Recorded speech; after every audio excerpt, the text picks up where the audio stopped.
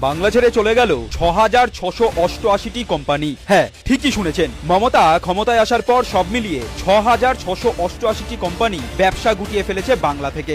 ধর্মতলার মঞ্চে যে রাজ্যগুলিকে বাংলার থেকে শিক্ষা নিতে বলে হুঙ্কার দেয় মমতা, কোম্পানিগুলি ব্যবসা সরিয়ে নিয়ে গিয়েছে ঠিক সেই মহারাষ্ট্র, দিল্লি, উত্তরপ্রদেশের মতো রাজ্যগুলিতে। হিসেব বলছে ২০১৫-১৬ সালে ৮৬৯টি, ২০১৬-১৭ সালে ৯১৮টি, ২০১৭-১৮ সালে ১,০২৭টি কোম্পানি বাংলা ছেড়ে চলে গিয়েছে। ২০১৯ থেকে ২০২৪ এই ৫ বছরে বাংলা ছেড়েছে ২,২২৭টি কোম্পানি। আর যাবে নাই বা কেন?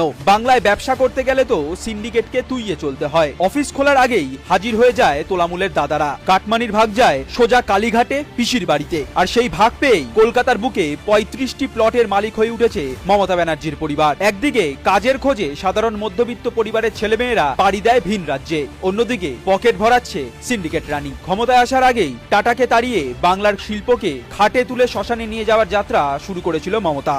বাংলা ছেড়ে টাটা ন্যানোর কারখানা যাওয়ায় সিঁদুরে মেঘ দেখেছিল বাকি বড় বড় কোম্পানিগুলিও। সেই শুরু আজ বাংলা ছেড়ে চলে যাওয়া ৬,৬৮৮টি কোম্পানির মধ্যে ১১০টি স্টক এক্সচেঞ্জে নথিভুক্ত, অর্থাৎ বড় কোম্পানি ছিল। বাংলার মধ্যবিত্ত সন্তানদের কাছ থেকে বাড়ির ভাত ডাল খেয়ে চাকরি করার সুখ কেড়ে নিয়েছে মমতা। রাজ্যটাকে বৃদ্ধাশ্রম বানিয়ে ফেলেছে এই সরকার। রাজ্যে শিক্ষায় দুর্নীতি, চাকরি নেই, কর্মসংস্থান শিল্প চুলোর দুয়ারে। ২৬-এ ভোট বাক্সে জবাব দিতে হবে এই রাজ্যের বিরুদ্ধে, শিল্প বিরোধী, কর্মসংস্কৃতি বিরোধী এই সরকারের বিরুদ্ধে। ইভিএমে ইঞ্চিতে ইঞ্চিতে বুঝে নিতে হবে সিন্ডিকেট রানীকে। সেনাবাহিনীর নকল পোশাক বিক্রি করতে গিয়ে হাতে নাতে ধরা পড়ল মমতার দুধেল গাই। চাঞ্চল্যকর ঘটনা খোদ এই বাংলায়। নাম জাকির হোসেন, পেশায় একজন সাধারণ দর্জি। নামটা শুনলেই যেন মনে হয় সাধারণ মানুষ, কিন্তু সে তৈরি করছিল ভারতীয় সেনার পোশাকের ডিজাইন। কোথায় জানেন? শিলিগুড়িতে। কারা দিল সাহস? কারা দিল জাকিরকে প্রোটেকশন? উত্তর একটাই, মমতা বন্দ্যোপাধ্যায়ের শাসন ব্যবস্থা। তৃণমূল সরকারের ব্যর্থ নীতির ফলেই বাংলার জনসংখ্যার গঠন বদলে যাচ্ছে।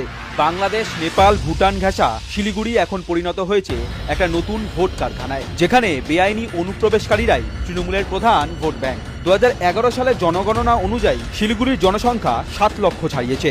এরপর জনসংখ্যা বেড়েছে আরো হু হু করে।